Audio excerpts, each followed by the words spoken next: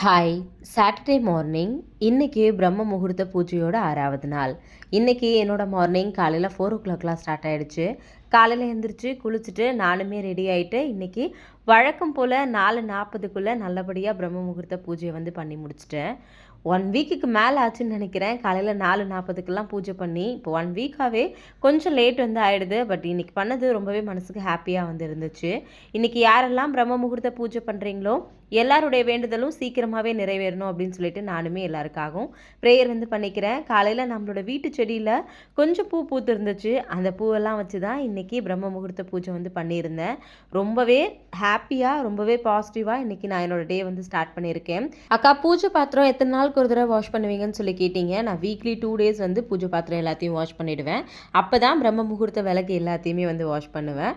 நிறைய பேரோட டவுட்டாக இருந்துச்சு. மறுபடியும் நாளைக்கு பிரம்ம முகூர்த்த பூஜையில் பார்க்கலாம். தேங்க்யூ.